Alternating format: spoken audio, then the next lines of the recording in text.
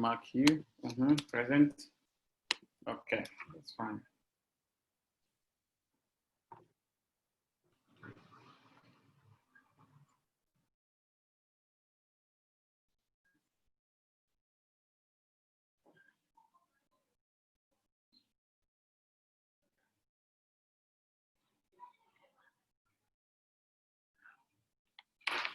All right. Following up with what we discussed yesterday, I think I gave you a task to go home and then check on that. Regan. Yes, Doc. Yes, kindly walk us through what you were able to find. What were your findings? We discussed a lot yesterday.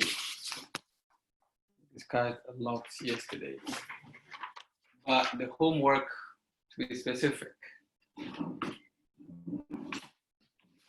what were your findings?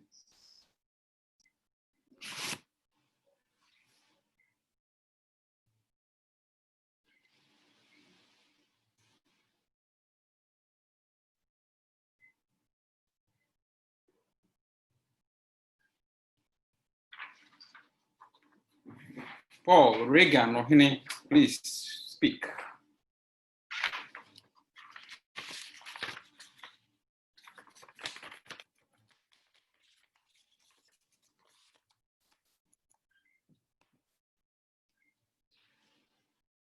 Regan.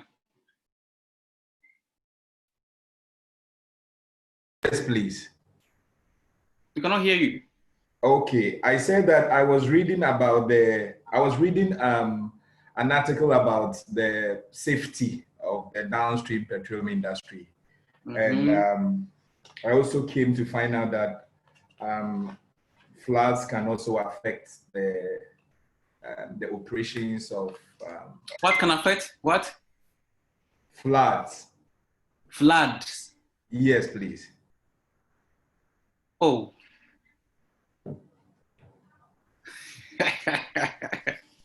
Flood can affect anything and everything. Well, I was reading one article that was written in that state that in a particular location, I think in China area, they were writing an article comparing it to floods can affect their something like that. So that was what I've been reading, but I'm reading some more. So very soon I'll get the more details and then I'll be able to talk about it, Doctor. Unacceptable.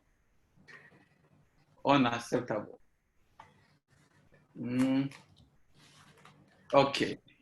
Felix, tell us, what were you able to find for the assignment I gave you?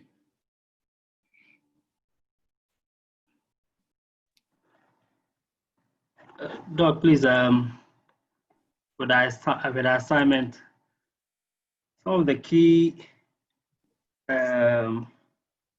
operational risk associated with the downstream, we could talk about the logistic risk. Can you elaborate? That's when we talk about the supply chain and let's say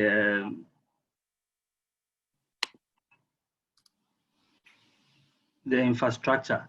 So because if you don't have enough logistic, it will be able to impede the progress of your work. Okay. Can you give us a typical scenario?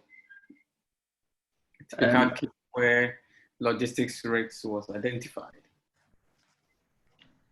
Like when we were all discussing, I think yesterday with regards to toll, for them to be able to do the refinery in Ghana, some of the cases we brought up was about logistic. Most of the times they talk about they don't have enough logistic to do those activities.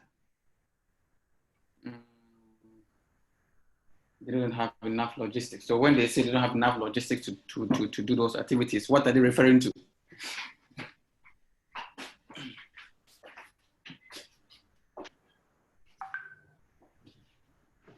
I think the references can be made on the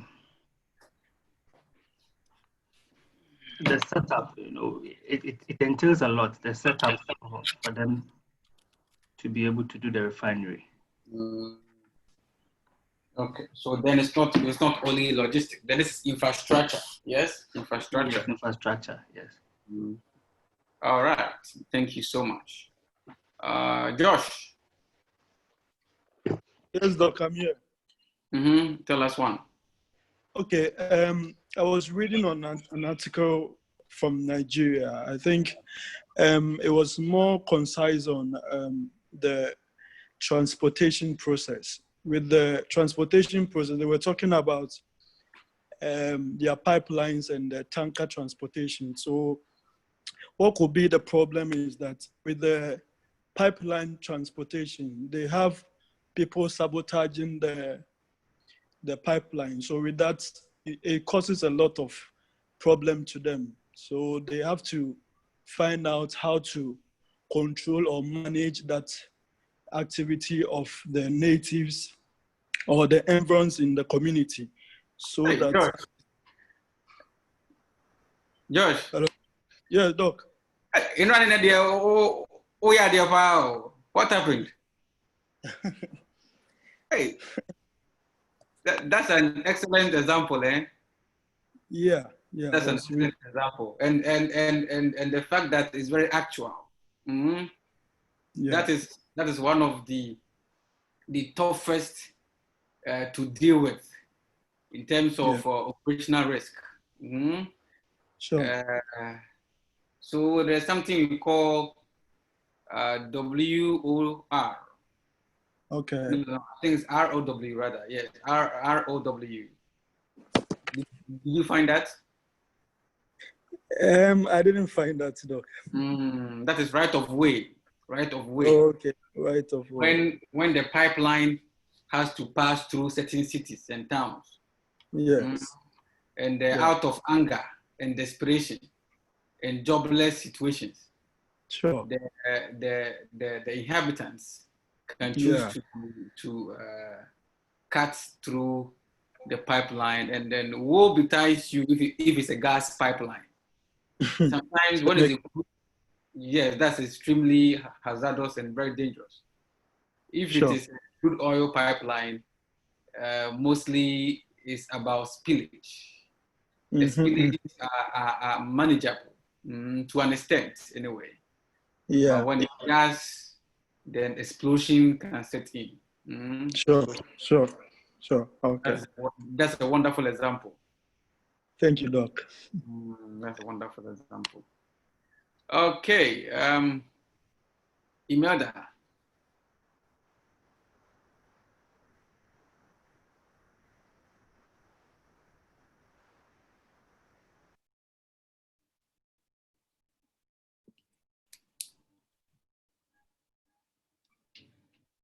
Imelda, tell us one. Hello, good afternoon, everyone. Good afternoon. I was reading something about the risks, that's the political risk, whereby when the change in governments, their regulations change, like whatever they put in place. If there's a new government that's taking over, it pulls them back, so they're unable to move forward with whatever regulation they have. Yes. So what kind of risk is that? Political. Political, yes. That is geopolitical risk. Change of government can affect operations. In the downstream. Is there any way you can give us a typical case or scenario? NUT and MPP.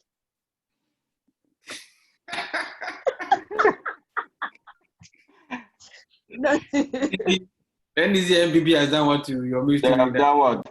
Thank you. What have they done? When MPP comes to power, they put certain regulations in place with regarding to oil and gas. You know, they move ahead a little bit, and then when it happens that they don't win the election, and then NDC takes over. They change the whole thing, and then it's not like continuing what the previous government did, but there's a whole new regulation. So, and can you tell me? Can you give us a scenario, an example of what happened when MPP came and then NDC was? I mean, can you give us a particular example? I'll use my company as example. We are into fuel adulteration. So we're given the contracts during the NDC period. Okay. So now when the MPP came to power, the company was a bit shaky because they were trying to hand over the contract to a different person who is inside MPP, so that they can take this thing to them. So it's one of those things. This is about the contract. Yes, the contract. Yeah. Because your boss too is a politician. My boss is not a politician. He is. How do you know? There are certain deals you will never get unless you are in bed with politicians. That is why when a new government comes, they try to sabotage you.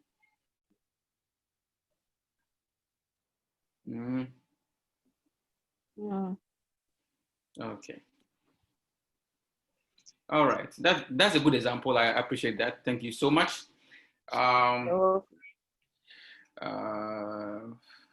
AC, I see you are here. Galaxy Tab A 2018 10.5.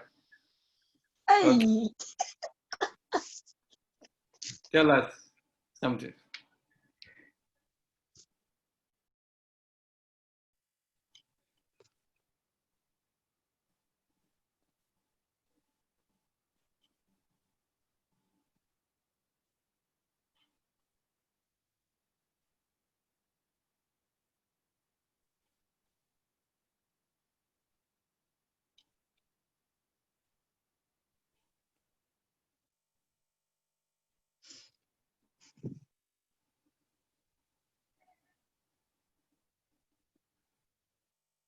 Hello? Doc. Yes, I'm listening.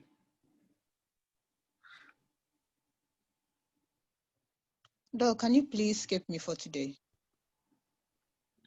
Why? Personal reasons.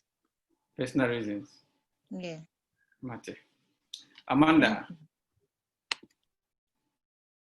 Doc, good afternoon. You are late. Yes, please. Did you go to church? No, please.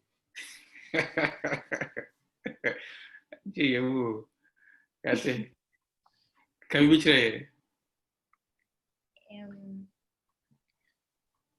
Not adhering to safety protocols. You're talking about risk. You're talking about risk in the downstream midstream sector or operations. Yes. Okay. So what risk is that? Then you elaborate.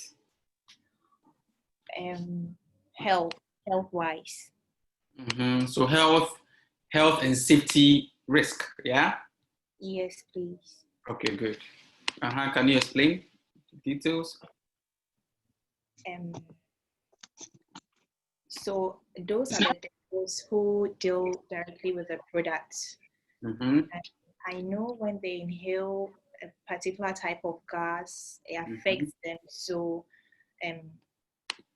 constantly they are provided milk and soda water to drink. I think it has something to do with cleansing their system or taking the gas out. And then they have safety gears they are provided with. So if all those things are absent, they are exposed to dangers and die eventually. Okay, it's true. But yeah, it's true. It's true, especially when when it comes to the gas industrialization. There's a lot of gas inhalations, and even with the smelting of coal, you realize that they drink a lot of milk before and after operations. Yes, that is true. That is true. Thank you. Clarence.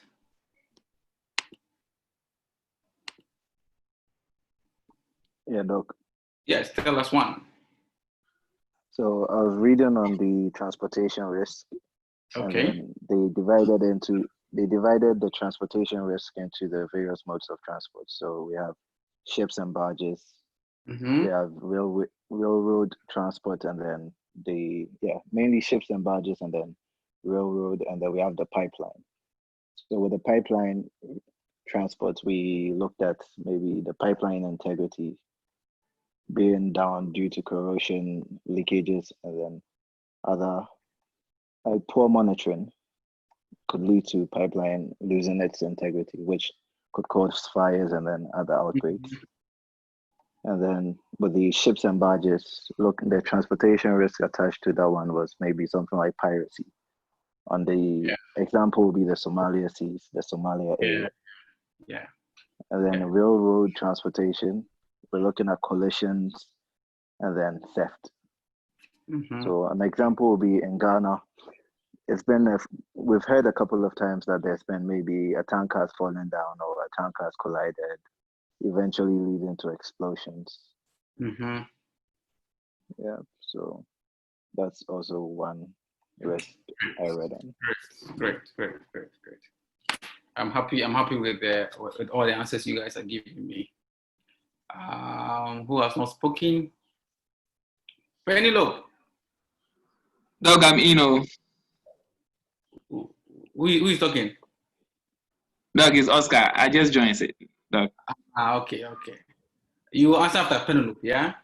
Okay, sir. She doesn't mention.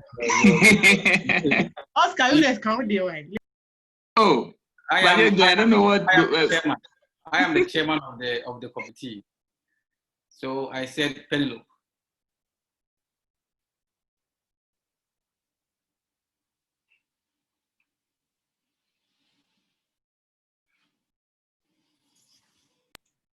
Penelope, please hurry up. Okay, so I also read about economic risk. What do I see? What has economic risk done?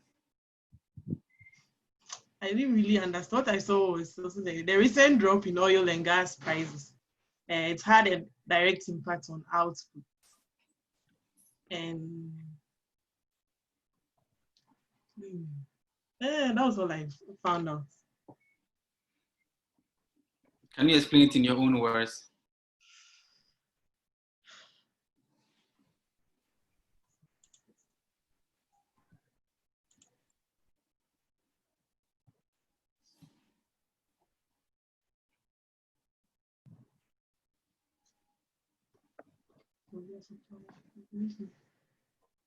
Can you explain your own words? You're finding it difficult to explain because you are trying to say as it was written.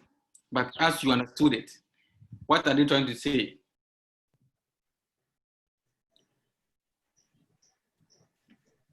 Someone should assist me. No.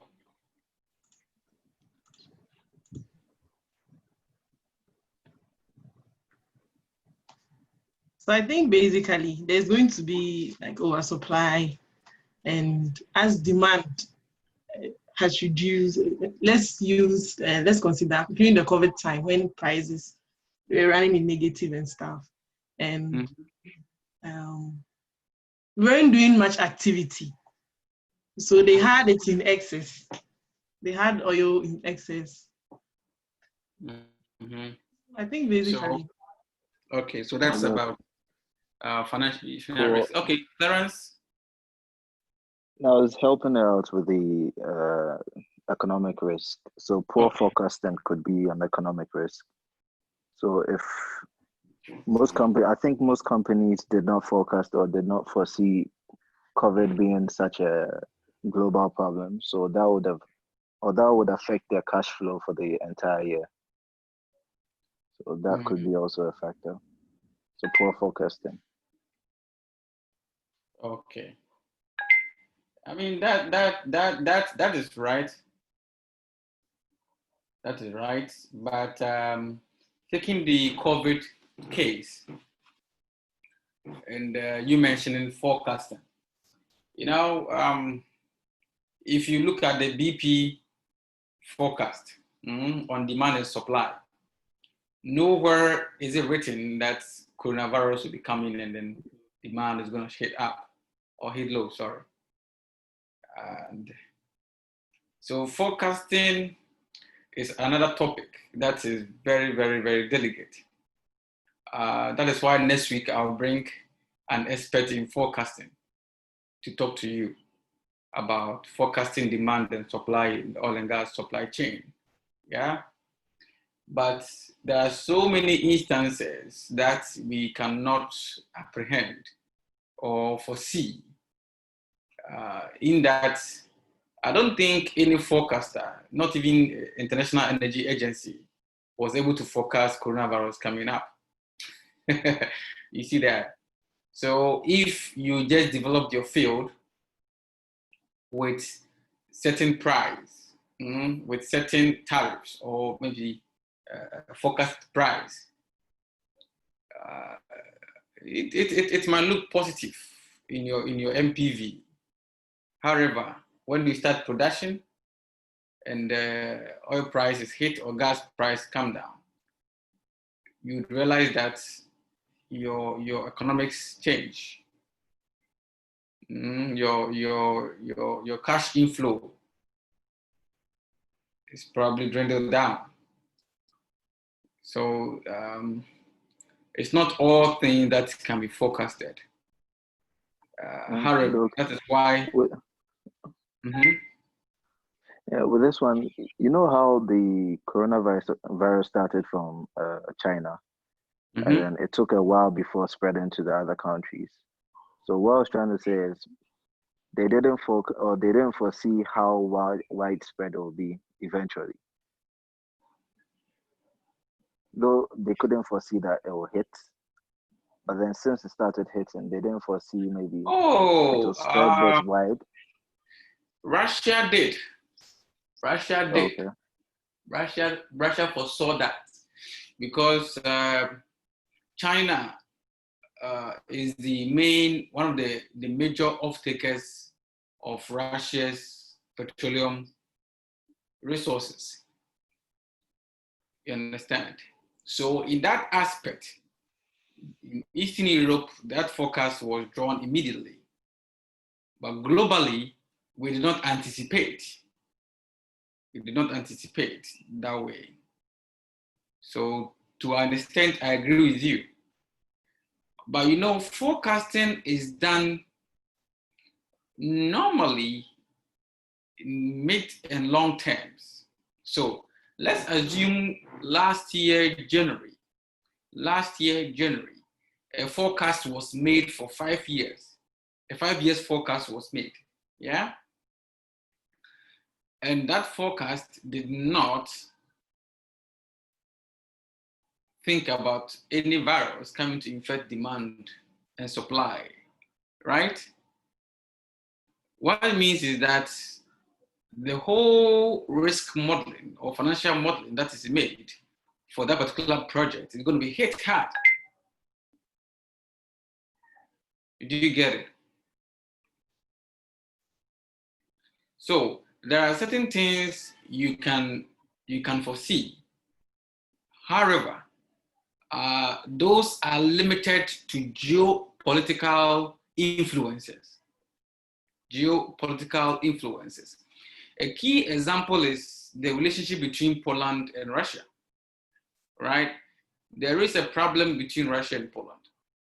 I mean, racial issues that has been there for ages.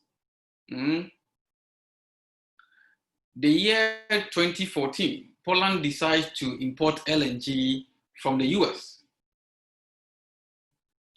they were, or let me say, they are ready to buy it at a price 3 times higher than how much they could have got it from Russia. But based on geopolitics, they still find it prudent to buy from America. America also does not mind reducing price to meet the Russians' prices in order to sell to Poland. Look at the distance. So all these are some of the things that forecasters can read through. Geopolitical influence, just like who spoke about politics, Imelda, yes. So this year is an election year. Anybody trying to sign an oil and gas contract is very skeptical, because should there be a change of government, December, January, those contracts could be retrieved.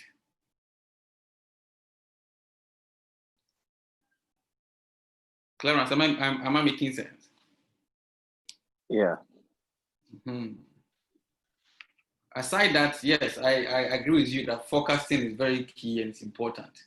Once a wrong forecast is made, the whole project is inhibited some way or somehow. Okay, now, Mr. Oscar.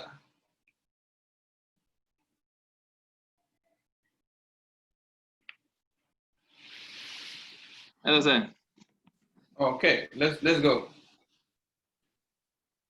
We have fire outbreaks in terms of downstream operational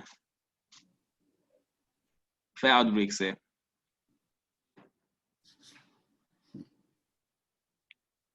Fire outbreak. Yes, sir. That is an example of a particular kind of risk. What risk is that?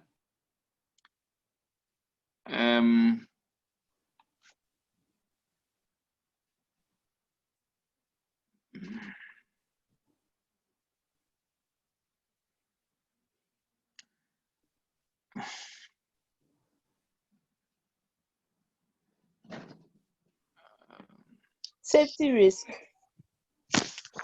Environmental and safety risk. So I think we already mentioned environment risk. And we also looked at pipeline sabotage. And when the pipeline carry gas, there could be explosion. When it comes to the factory also, yes, you realize that it is true. Should there be any mistake, an accident can occur. And like I said, accidents related to gas processing and transportation, or let me say operations in general, are very, very, very dangerous.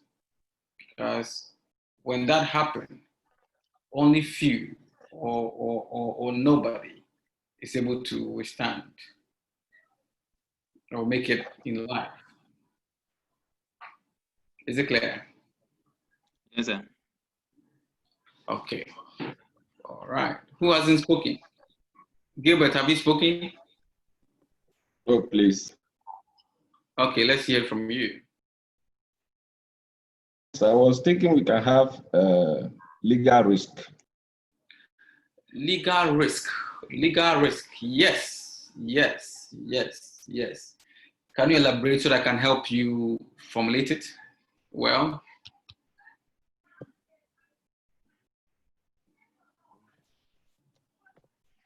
I was thinking that companies who are found to be operating outside the host country's laws may have their licenses revoked or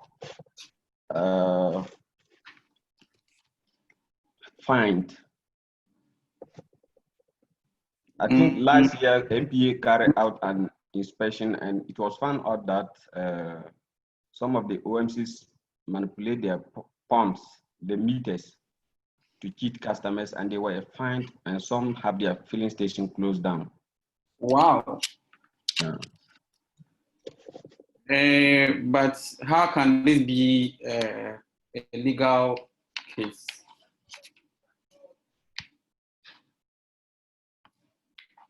Does this form part of legal risk?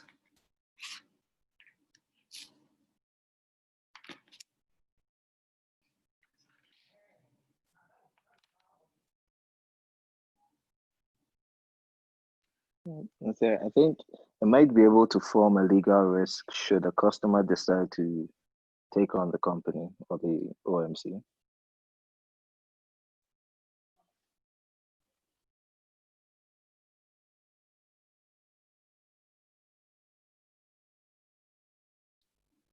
That's if it, you know, what I wanted to, what I'm hearing.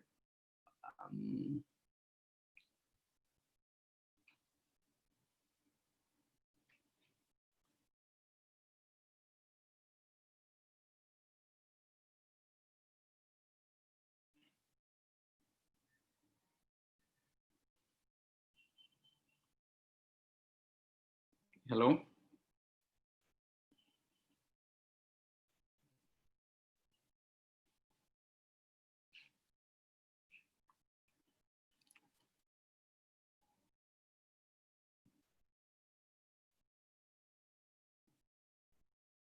Is anybody going to help?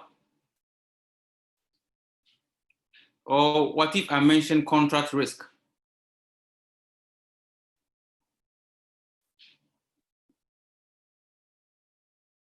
Gilbert, should I say contract risk? Could I help you to tell us something better? Gilbert. So.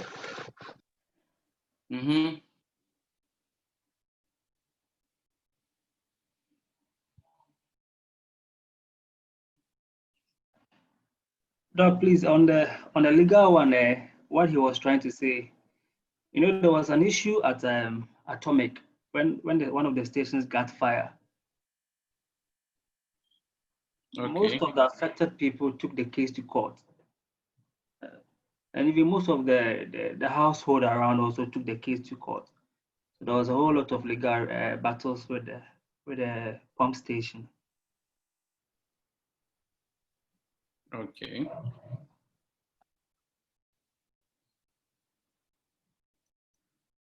All right, so that's about legal risk then. So when I mention contract risk, who can help me elaborate on that?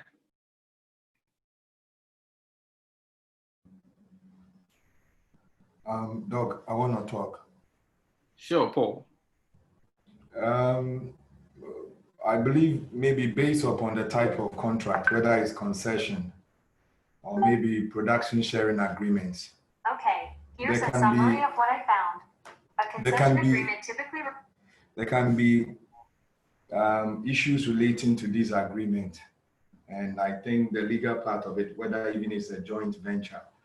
I read an article back, I think there were some Ghanaians and people who were just trying to take some issues to court because I think ExxonMobil was having a larger share of, I think, an exploration. So I think it may come from that angle, please. Yes, that could be. That could be. Anyway, I will not spend much more time on the contract risk because when you guys were studying petroleum contracts, you studied that as well. If you don't remember, go revise your notes. And those who have it later, you're gonna have it. All right. Anybody want to say something before we kickstart with today's slides? Any question, any contribution, any comment?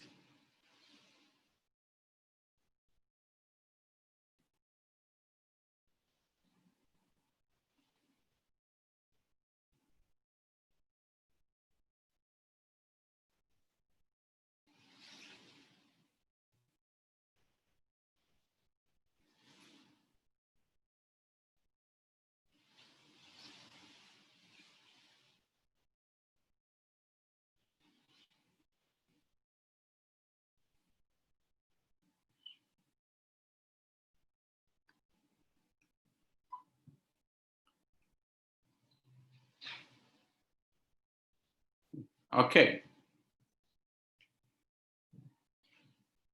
If no comments or questions like that, let's move on then. All right. Yesterday we started with the Midstream Downstream finance. Today we're going to look at risk and then look at some finance as well. Yesterday we realized that there were two main financial structures, yeah?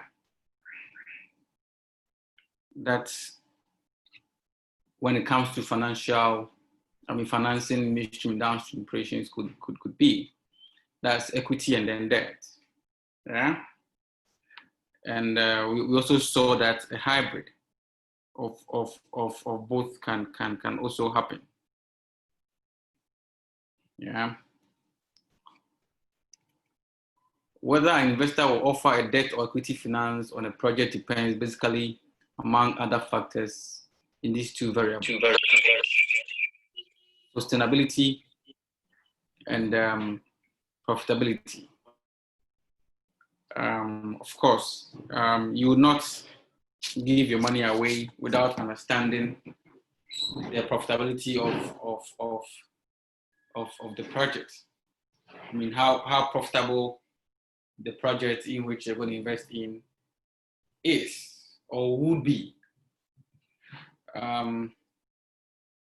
How can you distinguish between sustainability and profitability when it comes to choice? Who can tell me that?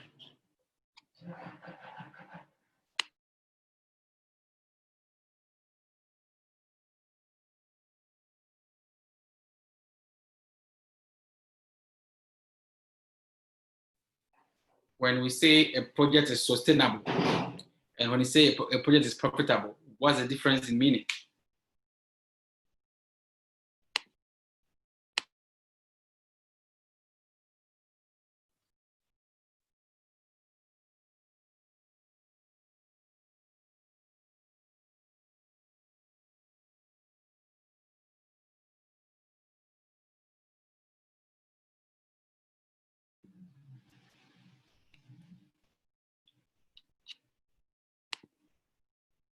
Josh.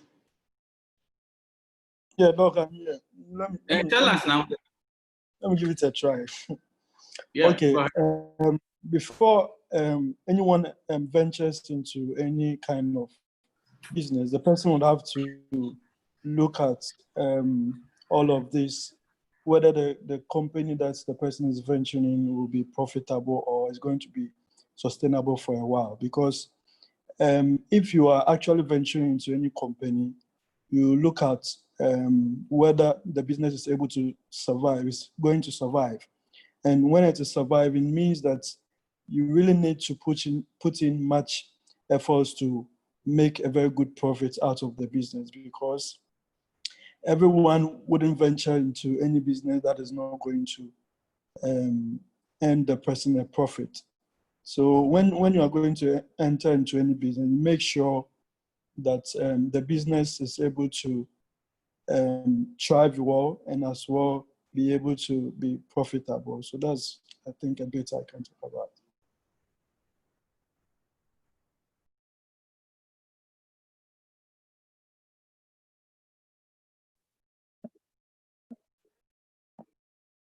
So what would you say sustainable is? For sustainable, I think the business is supposed to be working as in like be in business for a long period. That's it. That's all. Yes. So it's an added advantage. So you could invest in project A, okay, which is making profit. Project B can also make profit. All right. So let's assume you have project A and project B. All right. And you sign on a BOT contract. Okay.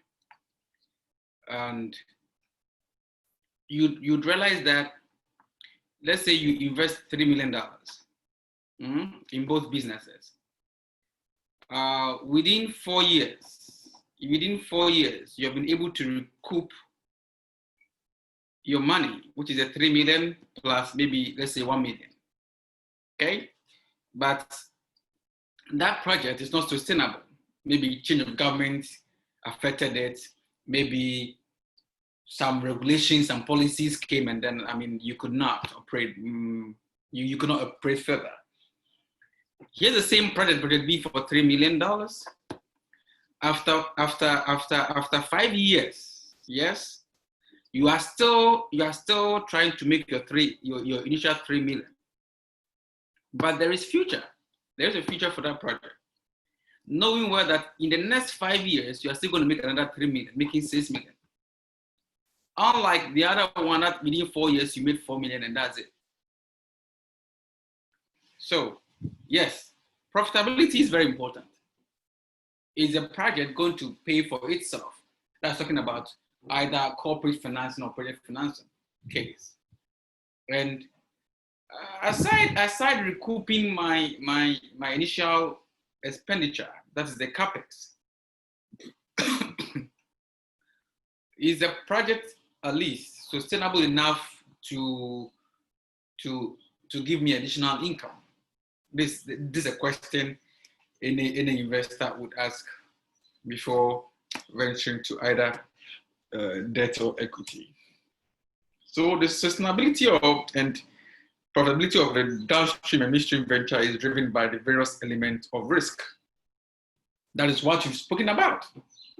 Yeah, so I already gave a scenario that in Project B, policies, change of government, change in the law or acts can affect its operationality.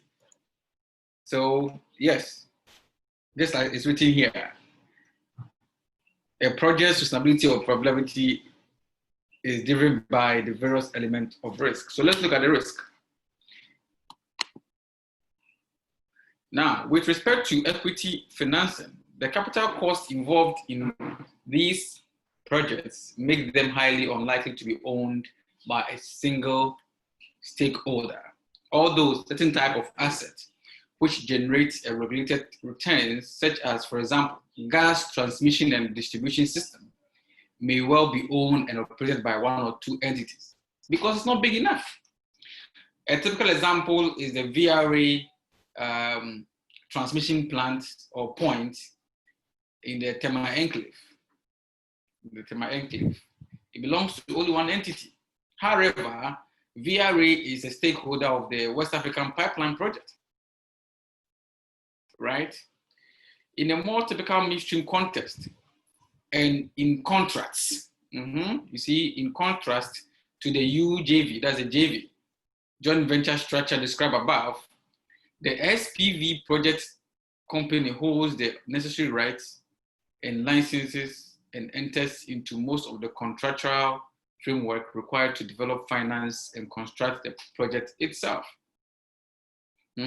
So unlike a typical project financing scenario, where, like I said yesterday, a special purpose vehicle could be an escrow account, it could be several companies coming on board to make a project work. They come together to assess all the required contractual frameworks and develop a financial tool or mode to finance the project itself, and for the project and also for the project itself to recoup the money. To recoup the money. So midstream projects and risk. The midstream sector of the oil and gas industry comprises the transportation, the processing of extracted hydrocarbon products from the upstream directly to the onshore market or to the port facilities for storage or onward passage to relevant domestic or international downstream markets, or both. That is, if there are enough refineries or gas processing plants in the port of loading. This sector comprises the construction, operation, maintenance of the pipeline project, vessels, and building of storage and processing facilities. So this is not news to us. From the very first day we met, we described what a midstream sector looks like, yeah? One type of midstream project used by upstream participants or their offshore customers or both is the floating storage regasification unit, the FSRU. So far, so good. In Ghana, so far it's only ENI that is able to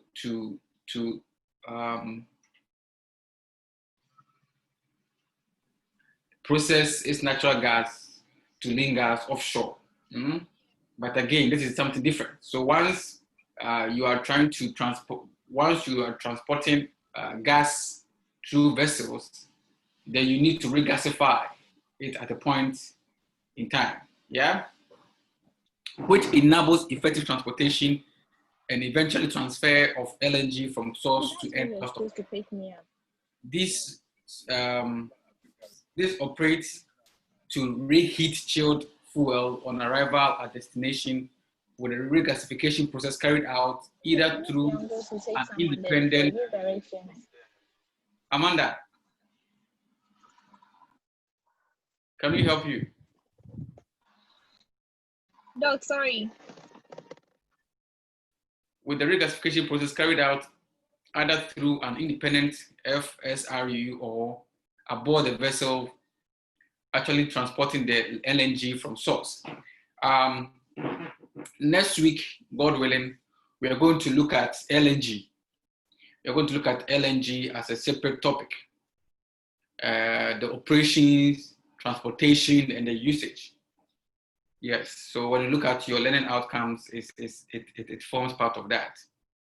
And then the upper week, we'll look at a typical gas trading agreement or gas sales agreement, GSA.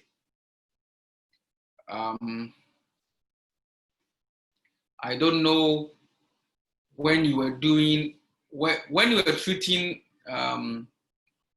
international oil and gas trading, did you see a typical example of an SPA?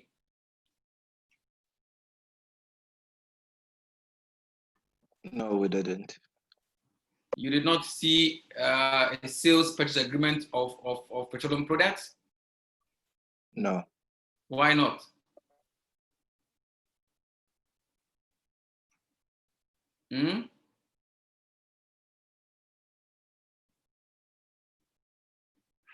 Clarence, why didn't you ask for that?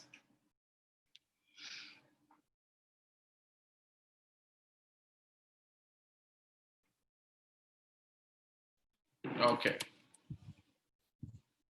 So potential financiers of such projects will take into account, among other risks, the risk of volume loss through external FSRU regasification and on transportation. Yes.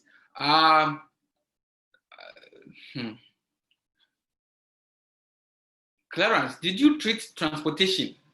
Did you guys look at transportation and trading?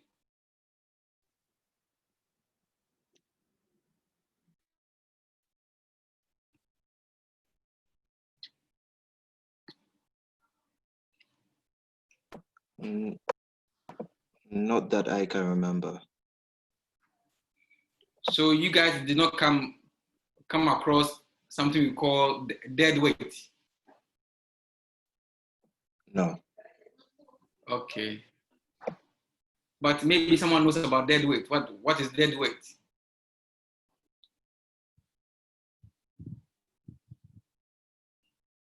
Anybody can help us with the definition of dead weight or weight loss?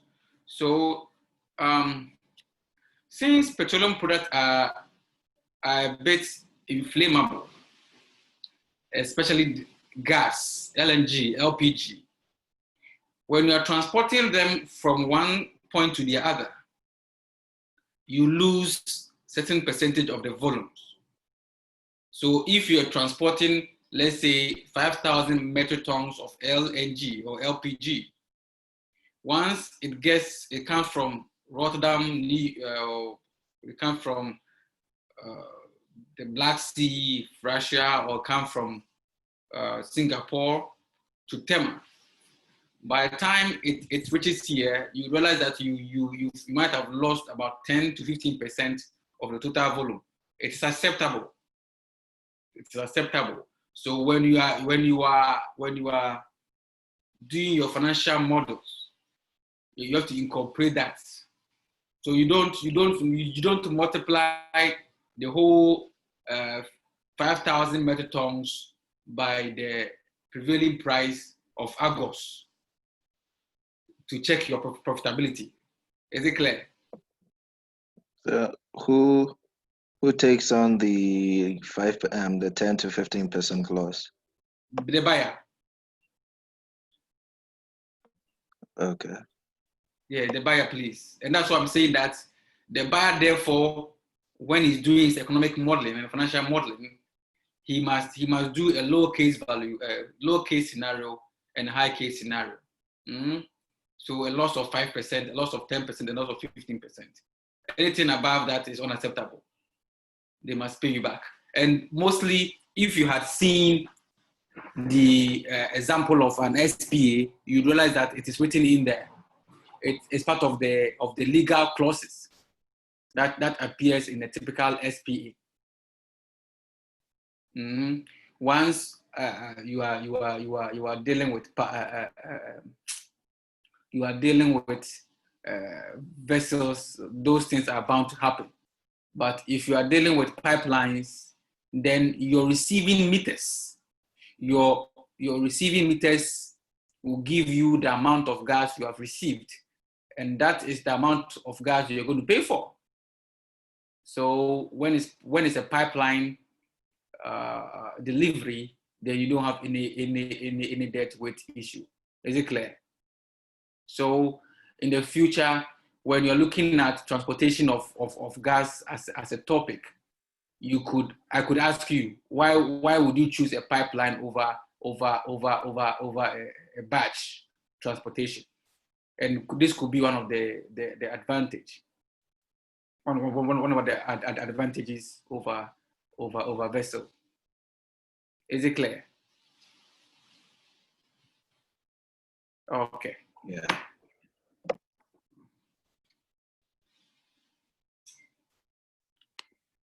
The midstream pipeline projects, such as pipeline to transport gas from Shah Deniz field into Europe, will require the entry into the host government agreement. Yes, so host government agreement with the government of those countries in which the reserves originate and across whose jurisdictions, for example, a pipeline will be constructed. So when you have a pipeline construction, so for example, from Nigeria to Ghana, it passes through Benin and then Togo. Thanks be to God that Togo and Benin also signed on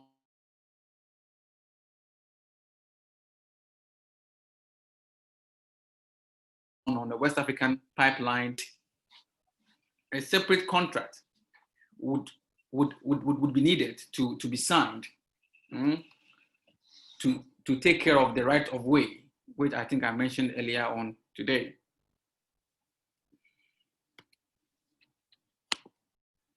Okay. Then construction risk. Construction risk. Interface risk with completion of the upstream and downstream delivery point. Purpose-built vessels not being built to the required specification. Challenges posed and delays caused by the extreme climate and inhospitable conditions that may be encountered in the environment where many of these projects can be located. For example, Arctic. During winter time, you cannot do anything. It's just too cold and dark, which may affect a project's ability to generate revenues in time. Let me take these points once again and probably give examples that will help you understand it. And guys, let me warn all those of you who outsource your assessment. All those of you who outsource your assessment, it is easier for me to to understand who outsourced its work, because the person you outsource your work to did not attend these lessons with you. And when you see them write, it is so general. It's just English they are writing, nothing technical. And for me, I'm going to understand that it's either you yourself, you don't understand, you don't pay attention to what you are learning now, or you just outsource the work to somebody. And therefore, you have to just fail and then relearn. I think it's fair enough. Good. Now, interface risk with completion of upstream and then downstream delivery point. A typical example in Ghana, it is the ENI project. You all probably would know that ENI has a take or pay agreement with the government of Ghana, right? So whether we're able to take up the gas produced by the Sankofa field or not, Ghana or the government of Ghana is supposed to pay a minimum amount of cost of gas to ENI, delivered or not. What they pay for, what they pay for becomes a free gas for the next year for the country. That's if they didn't pick up. Good. So when ENI was ready with their gas, the ORF at Zenzule or Sanzule was not ready to accept the gas from the Sankofa field. So that is interface risk, that is under construction risk.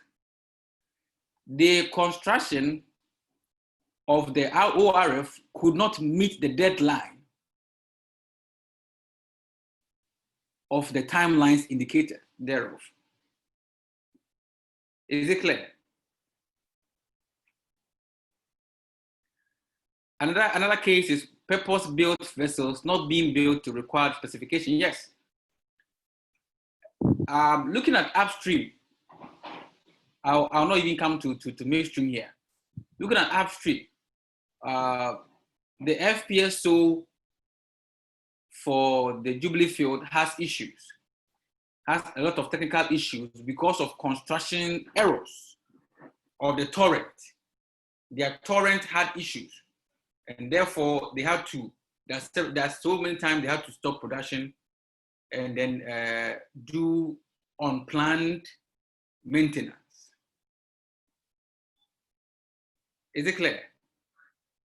3, like I explained, sometimes there are challenges when you're doing projects deep offshore or extreme climate harsh conditions or isolated areas, probably in the desert, where logistics are very, very difficult to hand over. So that falls under construction risk. Capacity risk. Capacity risk. I think we mentioned this yesterday or so. I don't remember.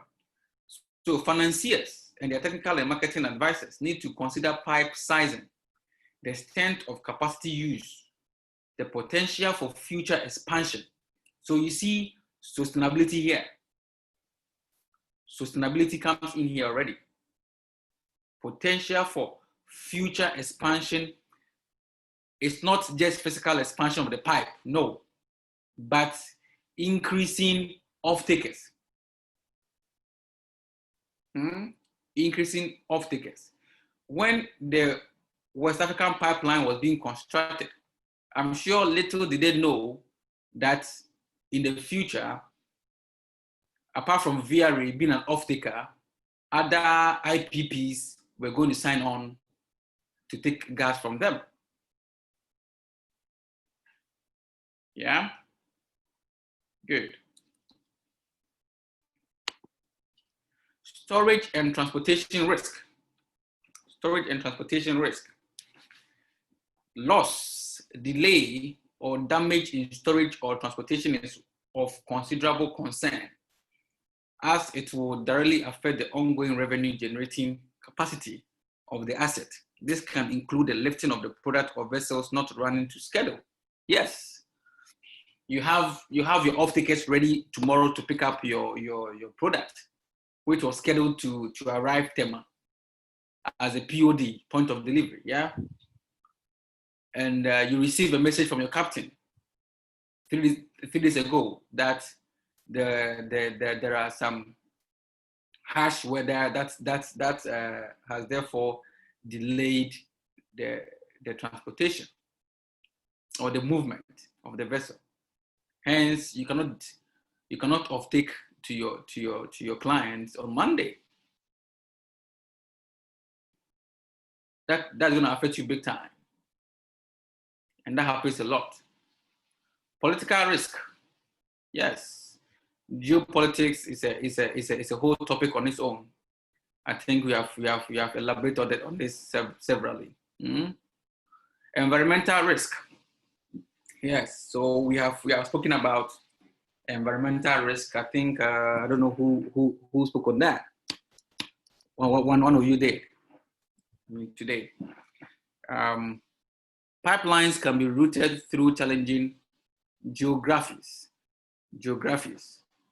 or destinations of points with greater land or marine areas affected in an emergency scenario than, for example, a more self-contained power plant. Yes, liabilities can be considerable for environmental damage, not to mention the cost involved in a remediation contest and the reputational consequences for those parties involved.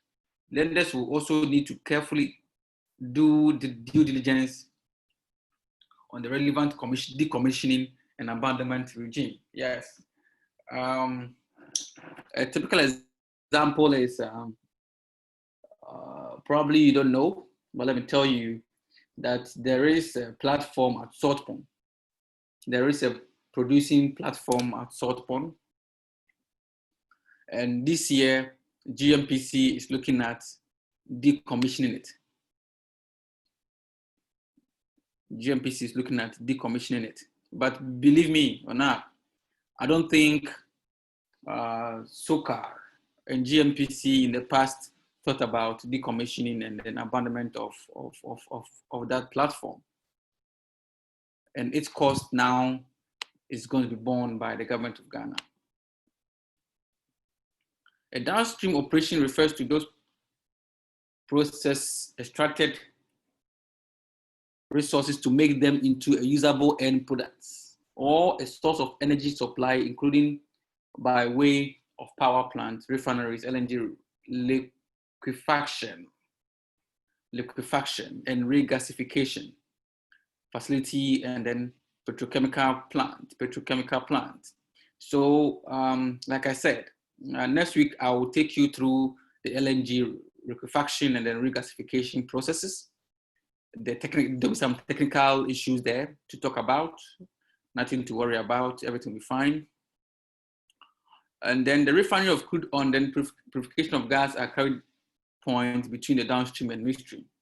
We have schools of thought to where they fit based on justification. Yes, I mean, we have spoken about that already. That some school of thought think that there is no midstream and something that there is. Off-take arrangements is a downstream contest.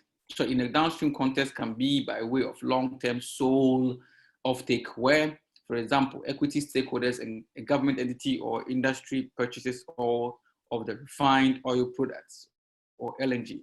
As the case may be, alternatively, depending on the type of product, sales may be structured by way of short-term spot sales contract or through a separate marketing international joint venture selling to end users. Again, in all cases, the lender's focus will be on the ability of the project to meet its debt service requirement.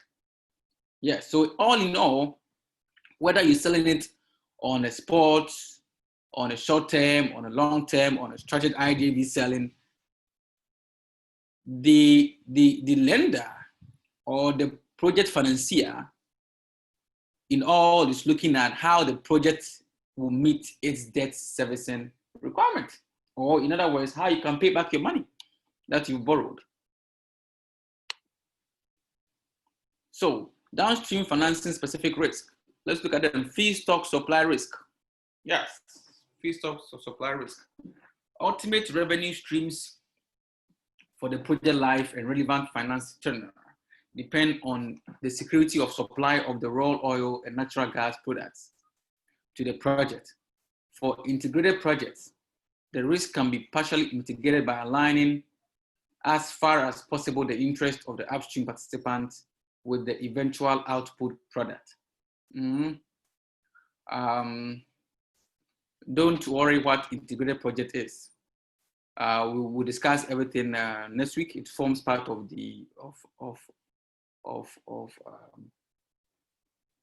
of discussions we have for the LNG or the gas industrialization. But it's clear that supply risk is key. A typical example is what I gave you, that you expect your product at your POD, for example, Tema port, that's tomorrow, according to the schedule that was given you. And 3 days to that, your captain calls you and tell you that unexpectedly something happened and then they cannot supply according to time schedule. That's supply risk, yeah? And that is why I believe when I show you a sample of a typical GSA or gas sales agreement, you would see clauses on supply risk.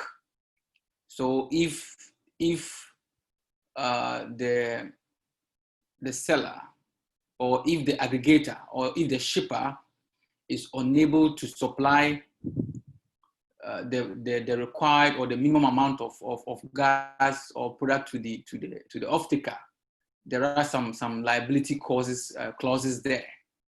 He might be fined or something like that, unless you give a 60-day prior notice to your off-taker that, hey, look, in 60 days time or in 2 months time, I'll be doing a major shutdown and maintenance. So for 1 week, I will not be able to supply you gas, right? Or I will not be able to supply you LPG. Then the off-taker could also plan along, try to secure a supply for that particular week, or could also do a shutdown, and then also notify other dependents on his plans. So that is that. Construction and completion risk. Yes, construction of your factory to offtake gas from a shipper could delay, and then that could be another risk to the shipper, should he have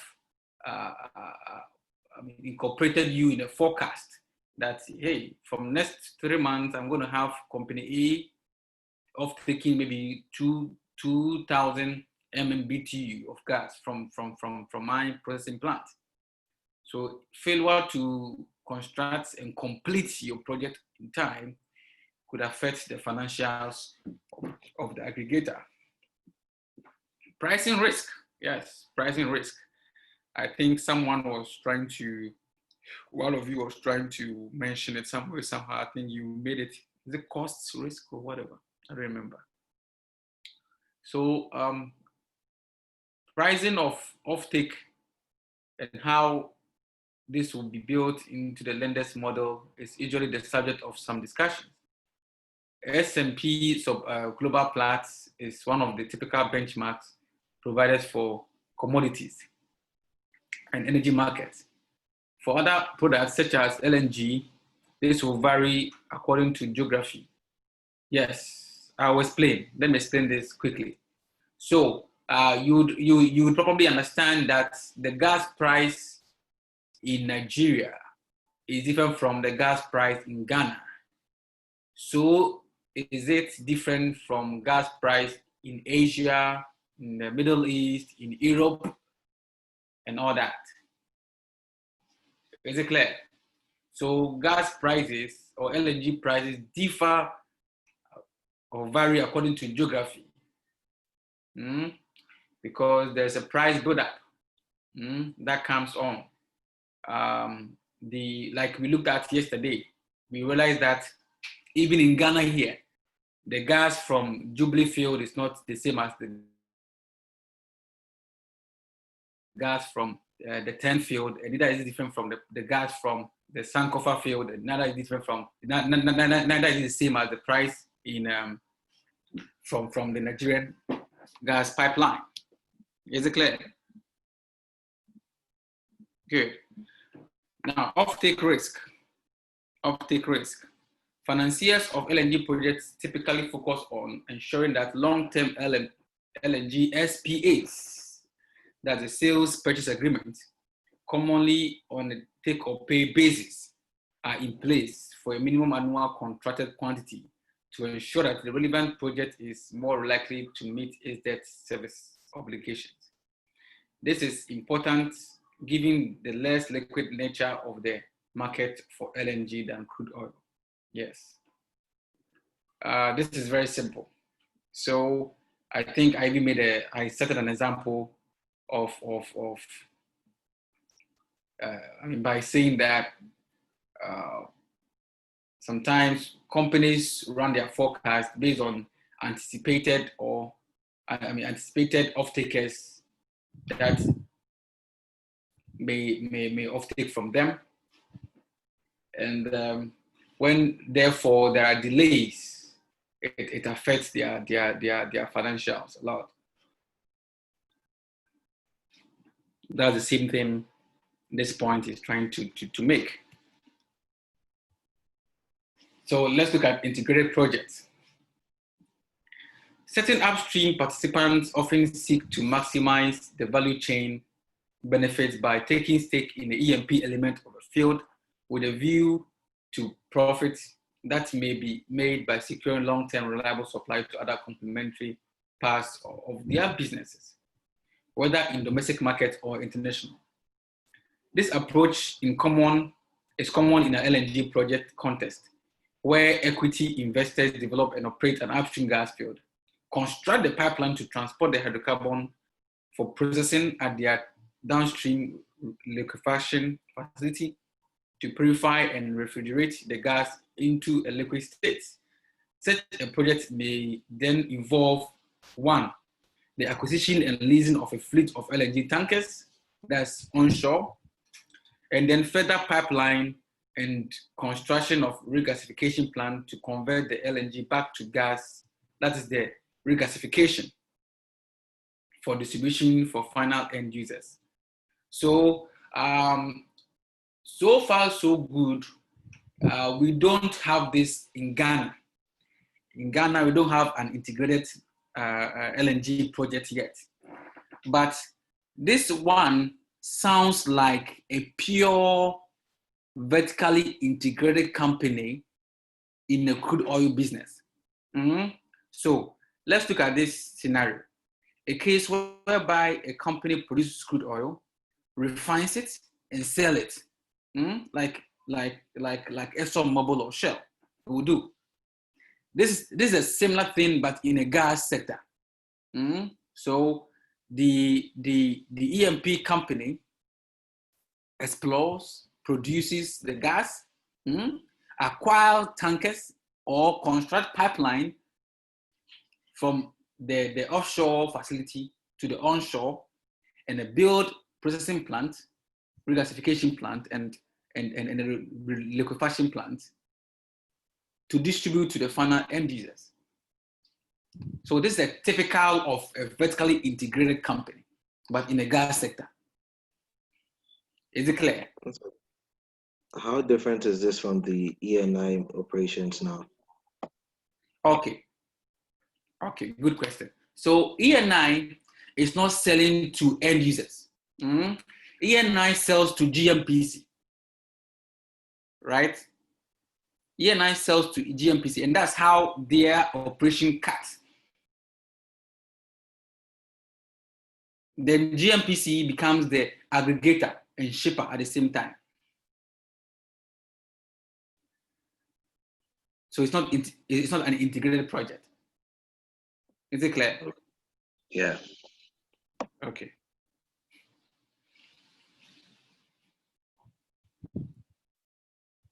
Oh, end of slide. So we will continue with this kind of projects. I believe next week. Clarence, please remind me, yeah, that Yes, there sir. are other 4 types of LNG projects that next week we have to look at. This integrated I explained because it came up here with the where did I state it? It came somewhere. You remember? Good. So you see that? That is, I brought it here to explain that supply risk can be inhibited or can be managed in the case of integrated project. But in the case when it's not an integrated project, then we have a supply risk. Is it clear? Yeah. Good. Any question for me?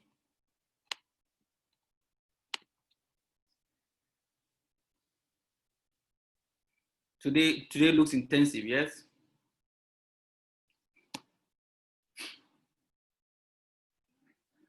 Let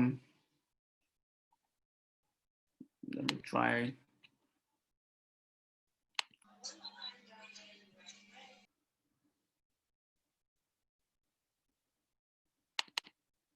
Just a second.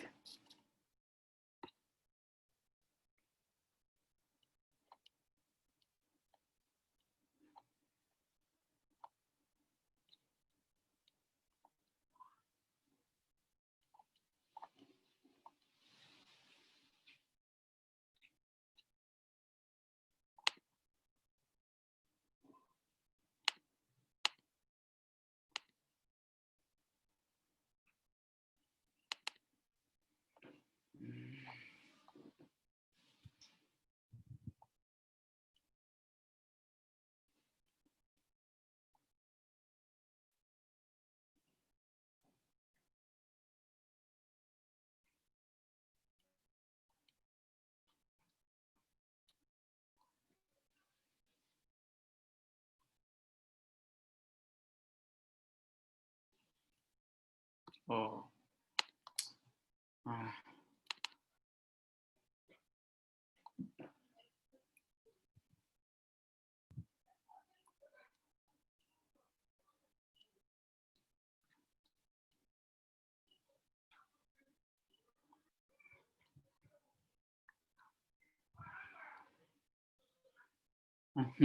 Okay, good.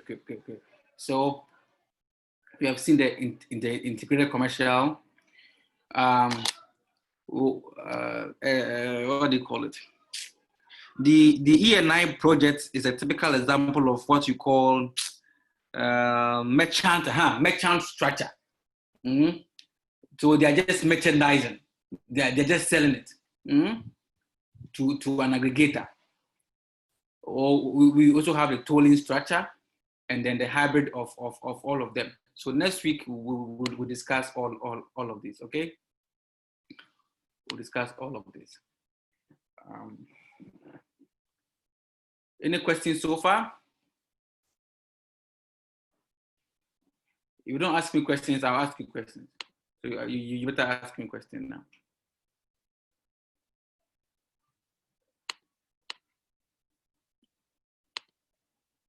I'm waiting.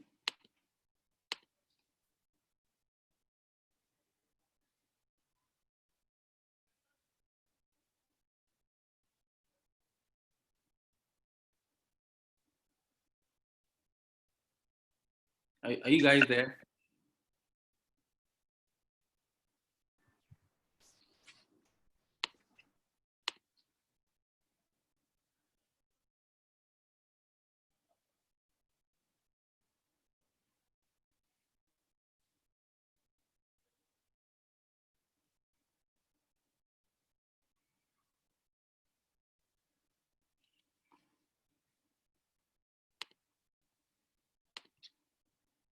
Hello. So, Doc, we are here. To ask him questions. Otherwise, I'll ask you questions.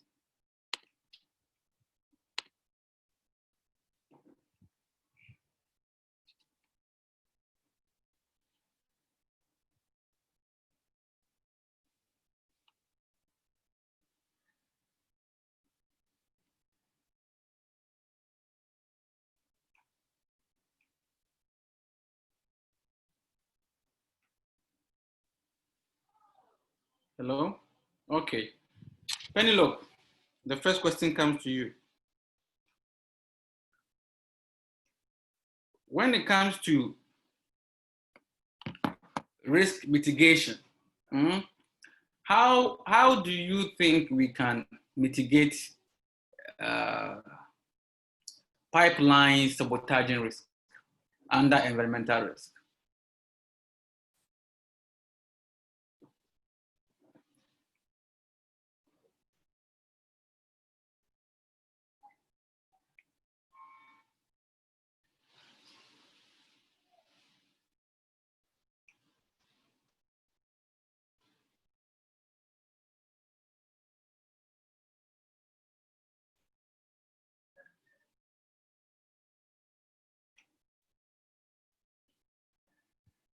Penelope.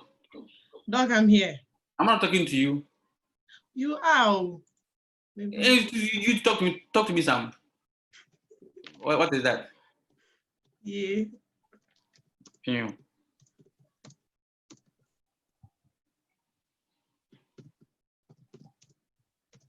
You're not typing. You're typing it. You're asking Google. Oh no.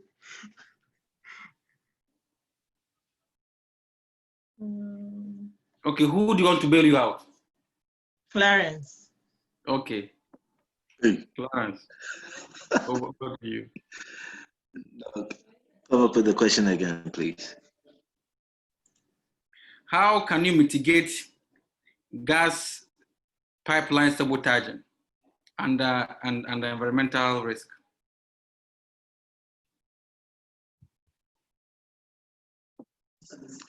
I think through CSR and engaging the community. Thank you. Thank you. Constant community engagement. Penelope, you don't know this. This is not technical. This is simple. Yes, through what you call the corporate social responsibility projects or scheme. Trying to give scholarships to some of the inhabitants, trying to secure jobs for them in the factory or as security. So almost say it's all the so if you make them watchmen over the plant, who will come and cut it? Clarence, is that not the case?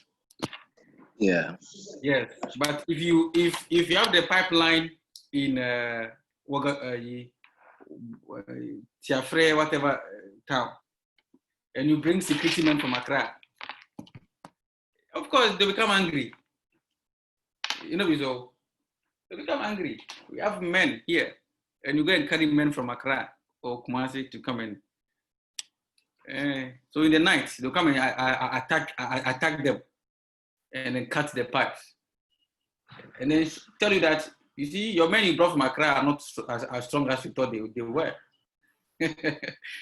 Yes. Okay. Any more questions? Okay. If no questions, let's look at financing the future. Financing the future. This is not directly in line with your learning outcomes, but I deem it important to discuss because some of the points there are useful. So future demand for oil and gas is uncertain. So therefore, reducing the gearing of oil and gas companies to economic growth, companies will have to generate their own growth. This point is a very big debate. In fact, if you leave me for 1 hour, I can talk about this point.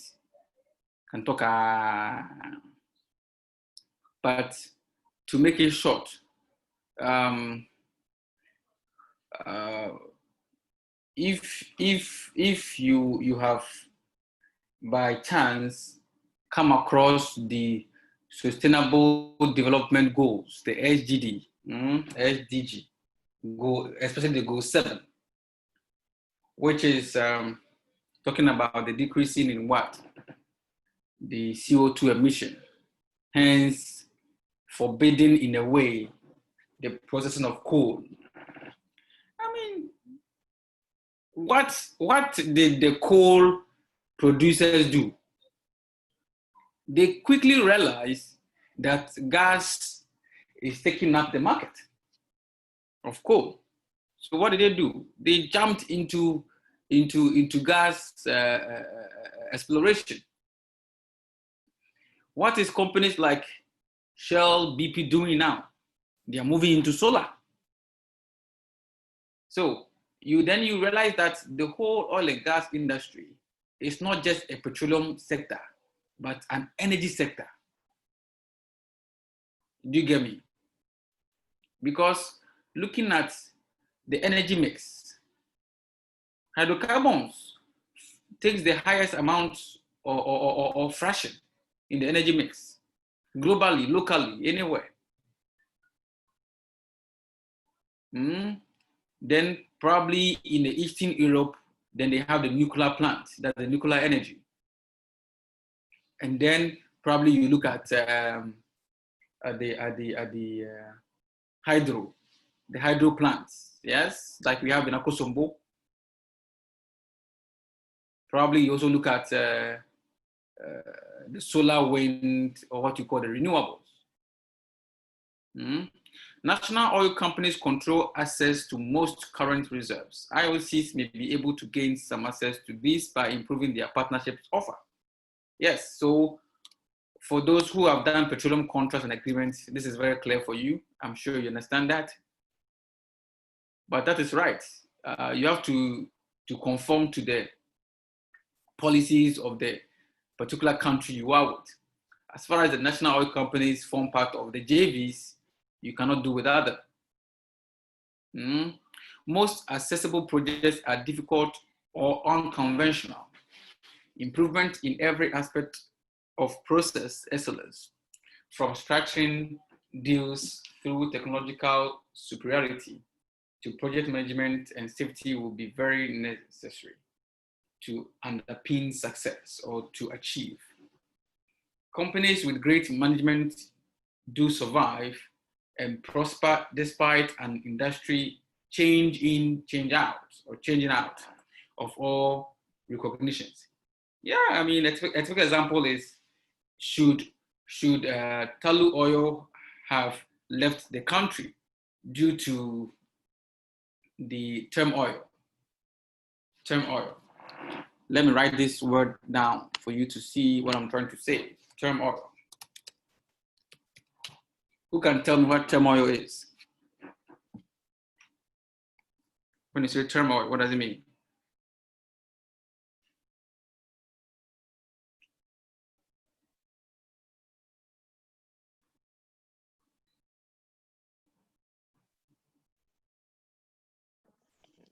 Something like confusion.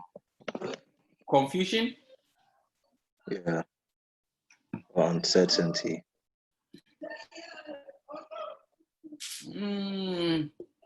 When you say turmoil, yeah, I mean, yes, but what causes the uncertainty?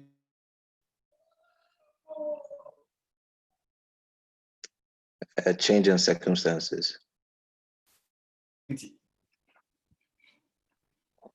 Sorry? A change in circumstances.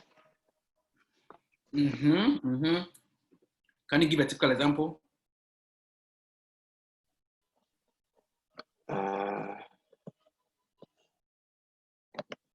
let's say you lose the patriotism of some of your loyal customers, or most of them, if not all of them, to a competitor, and then you're also having problems with your supplier. Because of what? What causes that?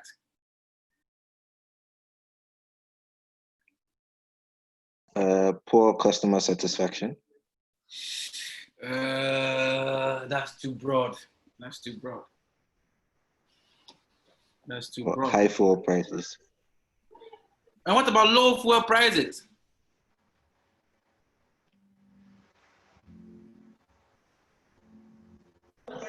Yeah, okay, on the supplier side, yeah. Yes.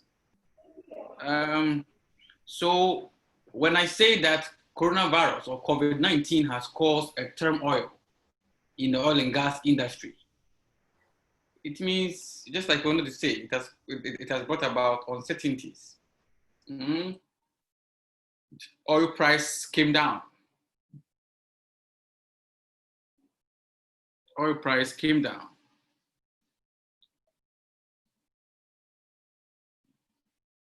And therefore, there were uncertainties in development. Is it clear?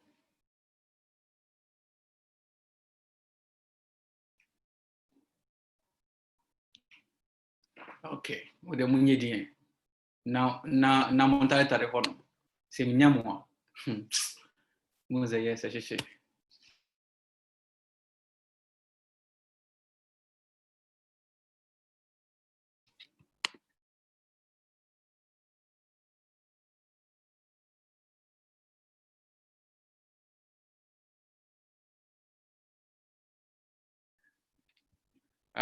is more of upstream. I'm not going to better or worse. Let's read through this quickly. So what characteristics do investors value? Growth and positive change. Growth and positive change. Broadly, the characteristics investors look for are growth and positive change. Growth including the market growth, market share growth, pricing power or cost control.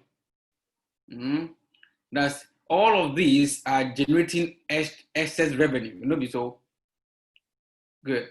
So giving potentially improving margins, product differentiation, innovative capacity, and lack of political risk. Yes, every investor will look at this. Political risk. Political stability is key. And change, including restriction and market consolidation. In the case of commodity companies, this could be midstream or downstream. Much of their appeals lie in their profits being geared to economic growth through volume and price. Like that time I was explaining to someone, the OMCs or the filling stations, to be precise, don't have a lot of margins on the product they sell per liter. Am I right? Sometimes they're making probably only 50 pesos per liter. Yeah. But now the question is not only about the margin, it's about the volumes. So if you're able to sell 1 million liter a week, then multiply 50 cents of 50 pesos by 1 million liter. That is where the money is. So this point is saying that in the case of commodity companies, much of their appeal lies in their profits being geared to economic growth through volumes and price, not just the margins. The mid-2012 rating of IOC shares indicate that investors do not believe that the companies in which they can invest, as currently constituted, offer the prospect of an attractive rate of growth or positive change. There are exceptions within the sector though. For example, BP and Tullow, where the growth trajectory is clearer and the market have given their shares higher ratings. Their challenge however, will be to continue to grow and to manage the growth their investors now expect appropriately. So you can grow, but for how long can you maintain the growth rate? Very important. Investors worry that the oil and gas sector will see less growth and in different regions. Of course, and it's a fact. It's a fact. I mean, anybody who invested so much money last year in any oil and gas project today is crying. Believe it or not. It's crying. So there are a whole lot of uncertainties. However, I always say, the oil and gas sector still remains the most dynamic sector among all industries. So investors see the next period as being one of the lower overall growth, with a very market shift away of OECD towards the non-OECD countries. The latter have different demand patterns and market structures. New capacity downstream cannot only be built in the right location, but be more advanced technologically in terms both of efficiency and of being configured to meet the impending climate change requirement. Yes, just like I mentioned, the causes of the Sustainable Development Project by Europe to cast away CO2 emissions. Where there's growth, investors will ascribe value. In an era of low growth, investors will ascribe high value to companies that can demonstrate growth, but are less likely to be attracted to companies perceived to be very dependent on economic growth to drive volumes. Yes, so for them it's vice versa. They are looking for companies that can drive volumes and not companies that depend on the economy to attract those. Investors believe that the market share of oil increasingly under pressure. To an extent, yes. This will come both from competing fuels driven by the impetus to reduce carbon emission, and from energy efficiency becoming embedded throughout the economy, in transport, in appliances, in industry, industrial production, and within the homes. However, chaotic the formal process of climate change limitation is at government level. Thus, you see geopolitics coming in here. Manufacturers have clearly decided to follow this trend, and with income squeezed and energy costs high, efficiency is a desirable characteristics to embed in pretty much in everything. So efficiency here is talking about sustainability. Yeah, how well the project you are undertaking in the oil and gas industry can meet all the global or international policies that are counting against the production of hydrocarbon. Yes, climate change measures unpredictable threats. This is too long to read, but I mean, to cut it short, there is a whole group of people fighting against the production of crude oil. In that, for example, coal produces a lot of CO2 during its processing. Yeah, just that. So this is a regulatory risk, or let me say geopolitical risk. Like I always say at the conferences or during webinars, Africa is far from this threat. You can believe it or leave it. You would see this in Europe and in Americas than in Africa. That is why I would also advise African countries to, at this point in time, maximize and monetize its resources. Because a time is coming, nobody is going to purchase crude oil from us. As I'm talking now, the Nigerian crude oil is scattered all over the seas with no buyers. So a country as Nigeria which depends solely on its crude oil markets, is going to be hit hard in the economy if care is not taken. Okay.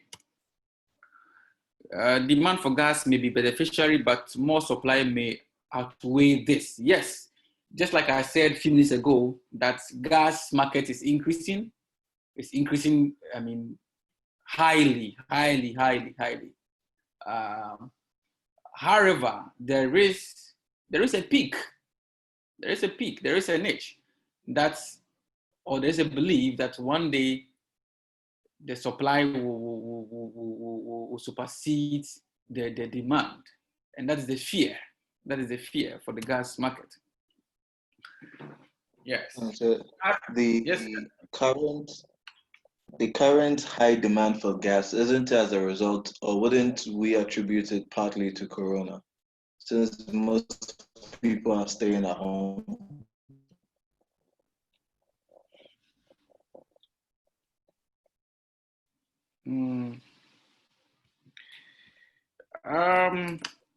There was a high demand for gas even before Corona. Look at it. Let me see if I can get one of my presentations that have this. I had one of my presentations.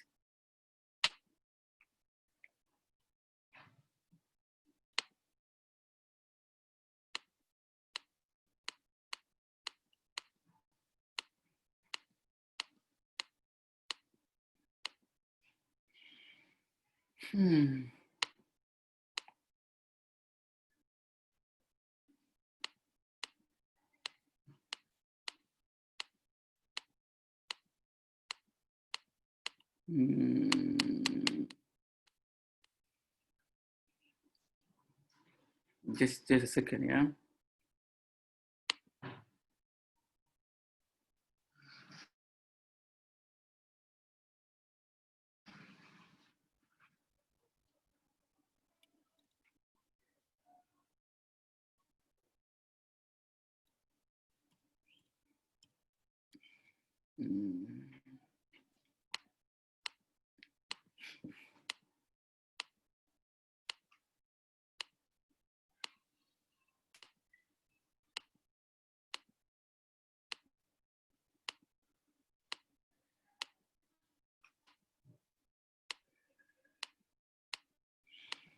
Oh.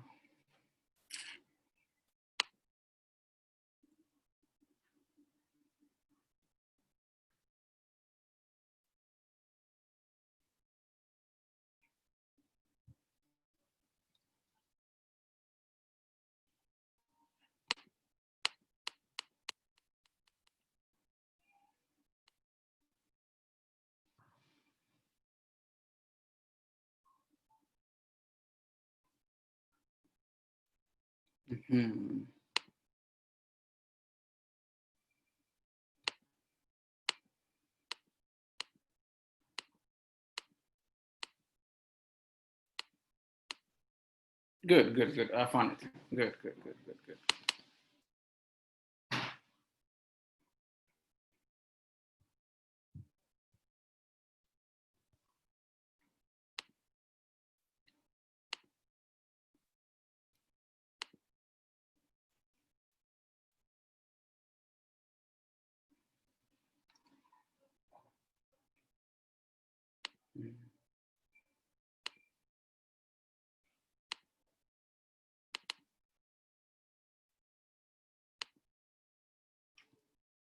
Can you see?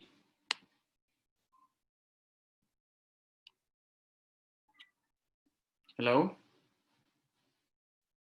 Yes, we can see, sir. Okay.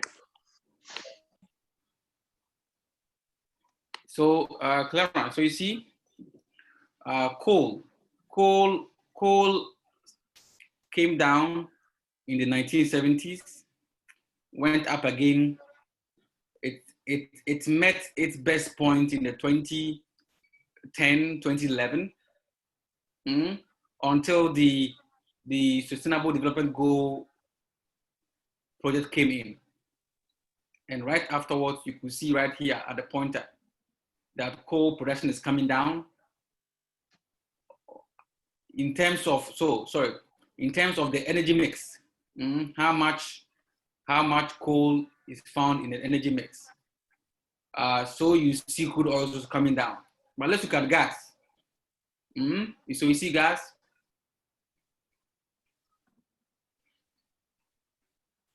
So gas is going up. Gas is going up. That's the share of the primary energy in the energy mix. So, yes. What will you, or what do you think would attribute this increase in demand to? To gas? Yeah. Cheap. It's cheap. Oh, okay. It's cheap as compared to coal and crude oil, and so the IPPs make much more profit using gas as a raw material or as an input material for production of energy. And secondly, it's cleaner. It's cleaner. It's cleaner than the coal and oil. What means is that it produces less CO2 as compared to coal, right?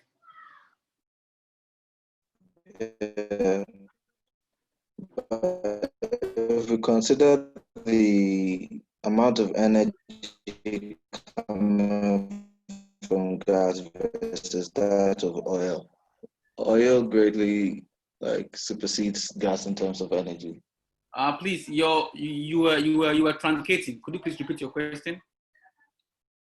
I mean, if we consider the amount of energy we'll be able to derive from the same volume of gas from oil as compared to that of gas, wouldn't oil be more economical even though the prices differ, or even though gas prices are better?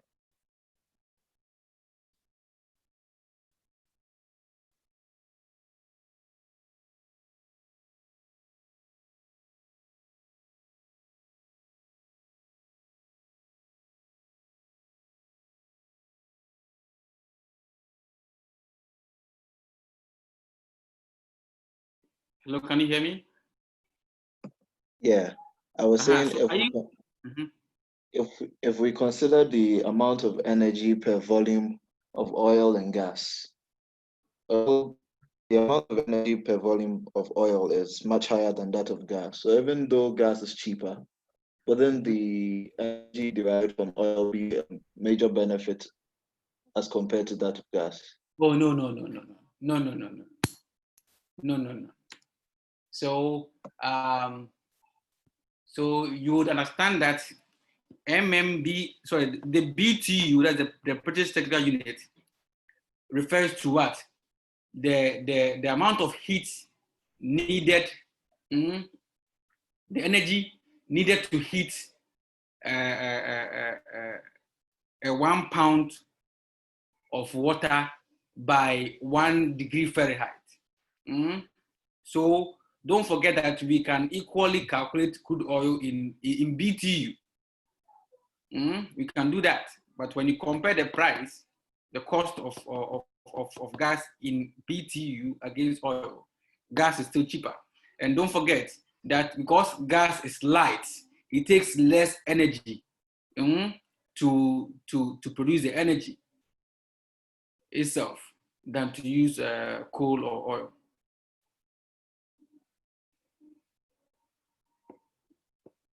Yes, sir. Any more questions? All right.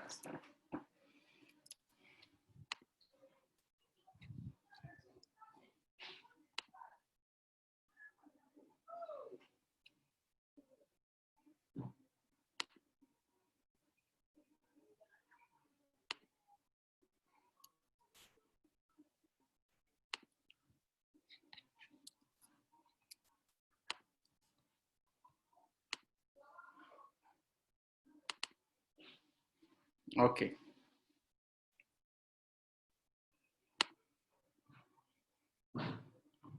So that ascendancy of national oil companies, what they think about the relationship between IOCs and AOCs. cost inflation may abate. Of course, they're talking about the Dutch disease and all that. Who has the money? The changing investment constituency. I'll give you all this. This is really readable to understand. Nothing technical here. I'll get them for you. Tomorrow, I'm sending all the materials to, so far, whatever we've discussed, to Penelope. And we share with you. You read them before we meet on Saturday. And next week, again, we are meeting both Saturdays and Sunday before our last week. I know it's today's Sunday. You guys are tired. Let me leave you to go and do whatever you want to go do. Okay. Don't talk. If you talk, another man was 20. I'll fail you. Okay, Pedro, before we go, tell us what you've learned today. Tell us, hurry up. Before we go, tell us what you've learned today.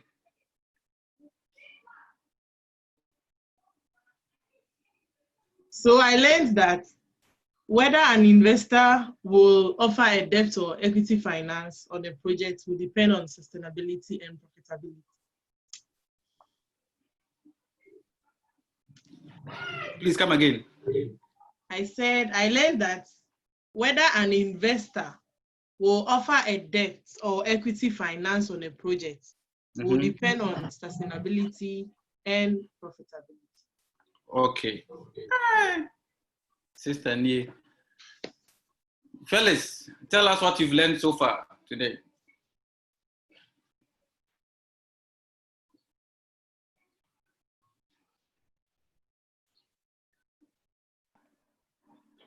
So please, I learned about construction risk. Which is? I've forgotten the sub ones, but how we'll be able to manage all those risks. Then when I get a slice, I'll be able to pick them one by one. You want it? No problem. At least you have construction risk at the back of your mind. Gilbert.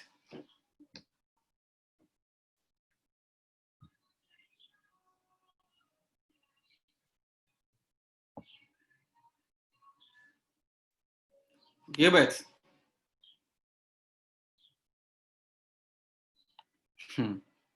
Yo, Mate. Imelda.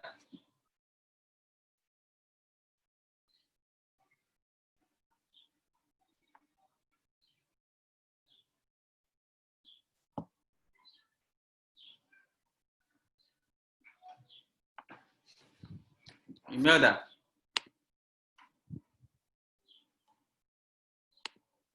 Oh, guys, where are you?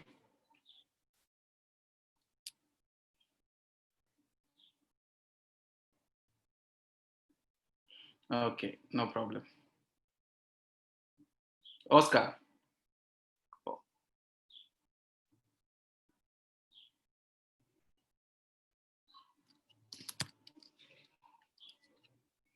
Hey, Doug. Yes, tell us what you've learned so far today. I also learned about transport and transportational risks. Transport and transportational risk. Yes, sir. Hey, bros. What's the difference? No, storage and transportational risk. Hey,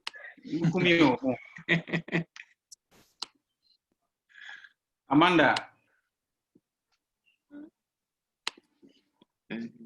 Amanda. Talk to me. I laid down for some parts because my internet wasn't stable. So I'm waiting on the slides to catch up. What do you remember from today's lesson? The profitability and sustainability bit. I said they will be a Canada.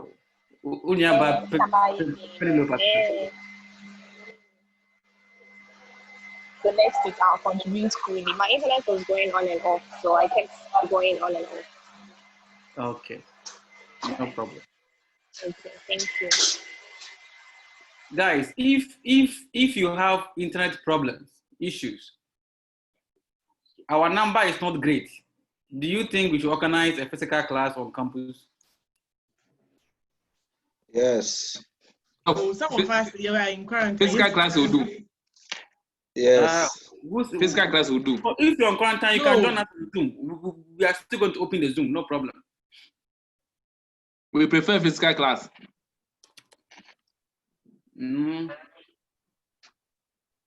We will still put everything on Zoom for those who don't want to come. But if you think you have internet problems, yeah, that would be perfect. That'd be perfect. The physical class would be good. Okay, because our number is not so big, so we can take one of the rooms big and then practice social distance, and everybody of course come with the nose masks. No face mask. Okay, Essie, what did you catch today?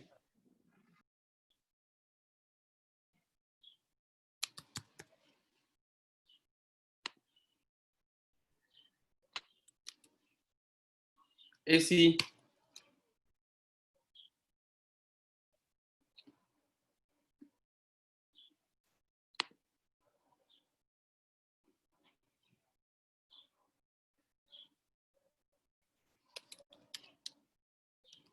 Is AC here? Okay. Josh. Yes, look, I'm here. Josh, where are your girlfriends? AC and Imelda. Where are they? I don't know. Maybe their internet is worrying them or something. I don't know. Okay, no problem. So, what do you catch today? I think what I was looking at is eventually how gas is going to overtake the crude oil, because as you showed us at the latter, I saw that with the gas at a point is going to be the main focus of energy for globally, as in the way it is actually going up. That's what I was looking at. Okay, and that's of an interest for you, yes? Yeah. Awesome. Okay, Paul Regan.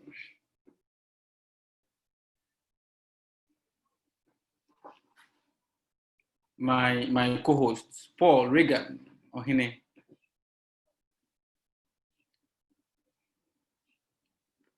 Regan. Dog. Where are you? Or where were you? Dog, I lowered the thing a bit because I was quickly going now to the washroom, please. Hey. Mutimi BA nice so na ma jahoko ze me kasa go. Dog, Gabby, me the uche no metie pa anti me train slides no crantentem. Any manya first slides number. Yeah. Dog say manya first slides number. Oh yeah, power chow, dog. Machira de na wi. Enradi ni nyina dog here. Nah, catch it up to you. Catch them the OT and I am. Okay, dog. Personally, I got to know what the real risks are. I mean, contract risks, the geopolitical factors, the environmental factors, the financial aspect of it, the things investors consider before they invest into projects, undertake projects, and also much more, waiting to learn more about the LNG, which you are telling us that you'll be bringing on board. Even though some of these are new for me, I'm learning a lot. So I'm waiting. So basically, this is what I've learned. But I was throughout the class. I learned everything, please. Okay. All right. Okay. Thank you. Any questions for me? I think. Look, I want to do more reading before I do questions, please. You no problem. I will send everything to Penelope tomorrow. The Thank first you, time I'll do when I get to the office. Thank you, Doc. All right. Any question?